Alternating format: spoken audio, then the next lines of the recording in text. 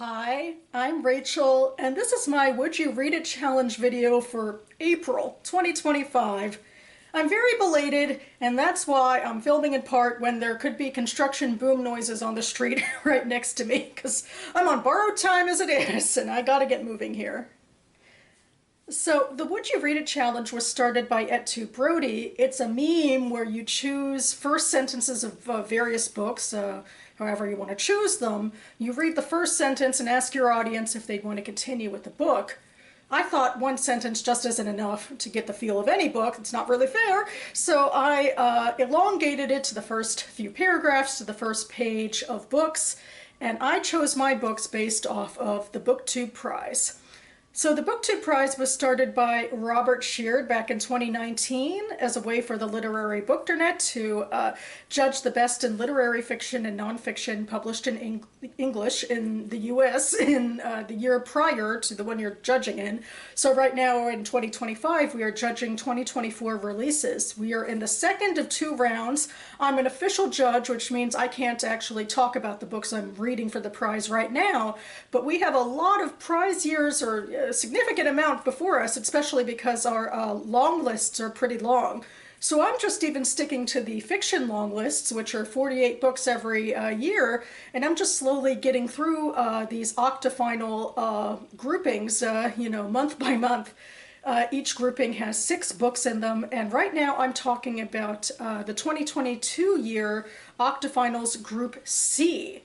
So there's 6 books in this group, and I have read 2 of them on my own accord, not directly for the prize.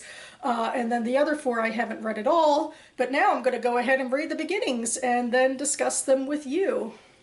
So without further ado, let's get into it. Starting with book number 1, Emmett. June 12th, 1954. The drive from Salina to Morgan was 3 hours, and for much of it, Emmett hadn't said a word. For the first 60 miles or so, Warden Williams had made an effort at friendly conversation. He had told a few stories about his childhood back east and asked a few questions about Emmett's on the farm. But this was the last they'd be together, and Emmett didn't see much sense in going into all of that now. So when they crossed the border from Kansas into Nebraska and the warden turned on the radio, Emmett stared out the window at the prairie, keeping his thoughts to himself. When they were 5 miles south of town, Emmett pointed through the windshield. "You take the next right. It'll be the White House about 4 miles down the road." The warden slowed his car and took the turn. They drove past the McCusker place and the Andersons with its matching pair of large red barns. A few minutes later, they could see Emmett's house standing beside a small grove of oak trees about 30 yards from the road. And that was from The Lincoln Highway by Amor Towles. Book 2. But might we never find them? We'd set up the scope on the deck on a clear autumn night on the edge of one of the last patches of darkness in the eastern U.S. Darkness this good was hard to come by, and so much darkness in one place lit up the sky. We pointed the tube through a gap in the trees above our rented cabin. Robin pulled his eye from the eyepiece, my sad, singular, newly turning 9-year-old, in trouble with this world. "Exactly right," I said. "We might never find them." I am always trying to tell him the truth if I knew it and it wasn't lethal. He knew when I lied anyway. "But they're all over, right? You guys have proved it." "Well, not exactly proved. Maybe they're too far away. Too much empty space or something." His arms pinwheeled as they did when words defeated him. We were closing in on bedtime, which didn't help. I put my hand on his wild auburn mop. Her colors. Allie's. And that was from Bewilderment by Richard Powers. Book 3. Carmen, Miami, 2018. Jeanette, tell me you still want to live. Yesterday I looked at the photos of you as a child, salt-soaked, sand-breaded, gap-toothed, and smiling at the edge of the ocean, my only daughter. A book in your hand because that's what you wanted to do at the beach. Not play, not swim, not smash-run into waves. You wanted to sit in the shade and read. Teenage you spread like a starfish on the trampoline. Did you notice our crooked smile, how we share a mouth? Teenage you, Florida you, grand night at Epcot, 2 feet in different places. This is possible at Epcot, the Disney tiny world, to stand with a border between your legs. Sunchild, hair permanently whisked by the wind, you were happy once. I see it. I look over these photos. Such smiles. How was I to know that you held such a secret? All I knew was that you smiled for a time, and then you didn't. And that was from Of Women in Salt by Gabriel Garcia. Book 4.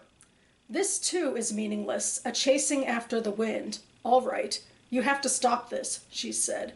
Stop what? He said. We're not doing anything. She wanted to correct him. There was no we. There was he the subject and her the object, but he just told her, look, there's no point in getting worked up over nothing. And then there's a break. She often sat in the end cubicle of the ladies' room and stared at the door. She'd sit for an entire lunch break sometimes, waiting either to shit or to cry or to muster enough resolve to go back to her desk. He could see her at her desk from his office and regularly dialed her extension to comment on what he saw and what he made of it, her own wild hair, her skin exotic, her blouse barely containing those breasts. And that was from Assembly by Natasha Brown. Book 5. 1. Out of the Shadow into the Sun. Zori Underwood had been known throughout the country as a hard worker for more than 50 years, so it troubled her when finally the hoe started slipping from her hands, the paring knife from her fingers, the breath in shallow bursts from her lungs, and smack dab in the middle of the day she had to lie down. At first she carried out this previously unthinkable obligation on the worn leather of the daybed in the front room, with her jaw set, hands pressed tight against her sides, staring up at the end of a long crank that ran the length of the ceiling, or at the flecks of blue light thrown onto the legs of the dining room table by the stained glass jar that hung on the south window. When, after several minutes of this, she felt her breath slowing and the blood flowing back out through her veins, she would ease herself up, shake her head, and resume whatever activity had been interrupted. Once, though she had slipped in the garden and landed in a tangle of rhubarb, she lay down on the daybed and fell into a deep, dreamless sleep that wasn't interrupted until late in the evening. The cat began mewling and scratching at the side of door. It took her a long time to come fully into consciousness, and as she lay there, vaguely urging her eyelids to open, aware that she was not quite awake, it seemed to her that she never felt so comfortable, so careless, so at ease.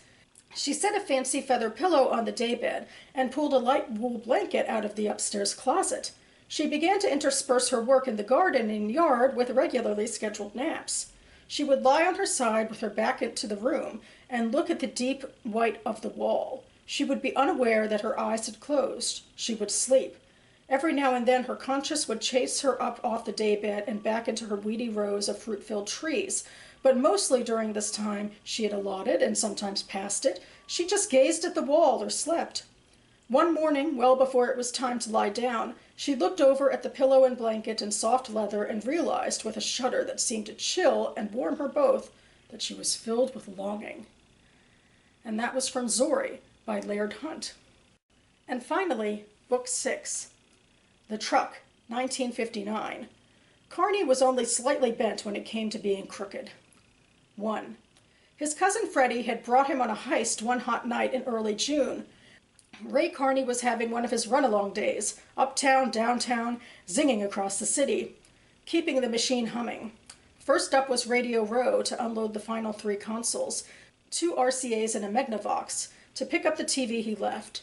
He'd given up on the radios, hadn't sold one in a year, no matter how much he marked them down and begged. Now they took up space in the basement that he needed for other new recliners coming in from Argent next week, and whatever he picked up from the dead lady's apartment that afternoon. The radios were top of the line 3 years ago. Now padded blankets hid their slick mahogany cabinets, fastened by leather straps to the trunk bed. The pickup bounced in the unholy rut of the West Side Highway. Just that morning there was another article in the Tribune about the city tearing down the elevated highway. Narrow and indifferently cobblestoned, the road was a botch from the start.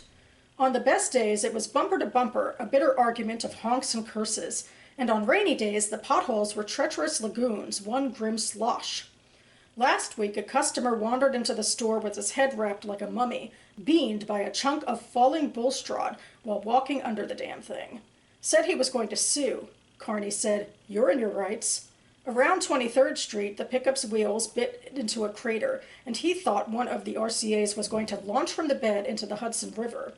he was relieved when he was able to sneak off at Duane Street without incident. And that was from Harlem Shuffle by Colson Whitehead.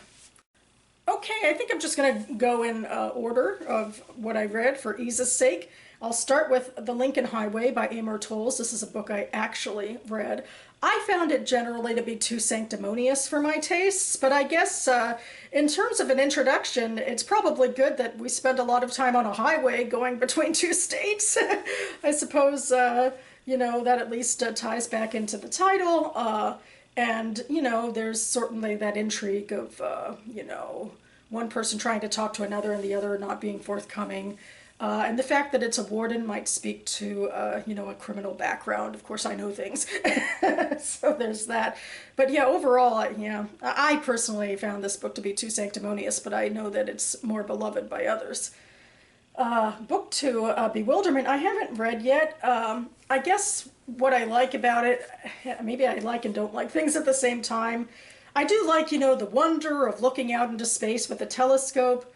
I like, you know, the idea of the relationship between the mother and the child, and the mother being protective of the child, and there's things in the writing that make it obvious that something is off about the child, that, you know, we use quotation marks for the mother, but not for the child. But in a way, I also find that gimmicky. I'm not sure, but I probably should just give it more of a chance and see where it goes. And then there's also, at the very end, reference to the child looking like another parent. And so that, you know, maybe a bit of nostalgia or longing there. So, but, you know, it would need to read more to know the whole history. Then Of Women in Salt is the other book I read. This is such a, like, you know, angsty, longing opening that, you know, I guess, you know, it kind of draws me in, but then I, you know, also feel like it's a little too melodramatic at the same time. And also, I also just didn't connect as much to this story overall. Right now, it's been like a little while, a few years since I've read it, I think, and not a lot of it is sticking with me, but I feel like maybe there's too much of this type of writing and that she didn't nail down the characters enough beyond all of this angst. Maybe that was part of it. I just feel like it was a very small book, I remember, and I think it flitted between too much stuff going on, that she wasn't really able to dig into one part of the story. That's my takeaway. Then we have Assembly by Natasha Brown. I do appreciate, you know, there's stuff in here that I think would be very noticeable to women, and probably other stuff that's even more noticeable to women of color, about how men can be, you know, swarmy and, you know, and aggressive and just, you know, icky to be around with their sexualized and unwelcome language. I mean, you know, I connect with that part of it. I hope, you know, after this maybe we could get on with more of a story about who this person is. And now we know a little bit of, it seems like, what she's facing in these two kind of vignettes, which could be the same person with the same person, or centered around the same people or not. I'm not sure, but it's sort of an opening to something, certainly. Book 5 is the one that's like this one really long paragraph. And I generally like it, and maybe my only complaint is, and it's so true with so many of the openings I find through this Would You Read It challenge, is that there's so much exposition and not enough of actual characters interacting with each other. Although in this case, you know, Zori is a character on her own. And I really do, I think this might be my favorite out of all of them, just because, you know, it sets such a distinct scene of somebody whose regular life of doing work around the yard is upended by maybe natural aging or something else going on that, you know, you get tired. And so they start to, you know, incorporate these naps on this particular part of, you know, their house and their daybed into their routine. And there's just a lot of, you know, nice physicality and, you know, description to all of that. And ending with that sense of longing, even says in this one paragraph, it seems like how much she's changed in the one paragraph about, you know, because we're introduced to her in the beginning as somebody who's like this person who just worked hard all her life, and it's crazy that, you know, she needs to take a nap. So I assume the rest of the book will explore this change into this new reality for her, and presumably there'll be other, you know, story things, inciting incidents. I assume that's not the inciting incident, but you know, other story things going on. But I like this as a character introduction, although What a long, rambling paragraph. And then finally, we have Harlem Shuffle. I think it's interesting how similar it is to the first book. There's much more visceral commentary about highways in this story and about roadways and infrastructure than Amor Towles introduced for the Lincoln Highway. And then also there's a criminal aspect. It seems like this person who owns a store might be getting his wares through less than legal means, perhaps. So there's that aspect as well. So it's interesting to see, you know, these themes repeat in this video. And yeah, in general, though, you know, it's an interesting introduction, you know, to the character. And to a setting, you know, an urban setting in you know, in Harlem, I would assume, and you know, it's enough, you know, to make me interested to go on and see, you know, how this person got to where he is and where he's going to go next. So yeah, I mean, as I was reading through these, I think I liked a couple of them more, you know, as I was talking about them than I thought I might. Although I do think, you know, I'm not probably going to add any more of these to my TBR list because my TBR list is so long as it is, but I probably am most intrigued by the characterization in Zori. That's just my takeaway. But that about covers it for me now, and I will leave Goodreads links to all of these books linked down below, as well as my reviews for the 2 books I've read before. If you have read any of these books or have them on your own TBRs or are curious about them, I'd love to hear your thoughts behind all of that. In the meantime, I got to get back to reading for the actual BookTube prize because our current round ends in less than a month since I'm posting this April update a fair bit late. So expect to see me back on this channel where I talk about my latest AM reading, which hopefully will include a nod to the BookTube prize, getting through those books. So stay tuned for that. And in the meantime, thanks so much for watching, everyone. I'll see you next time.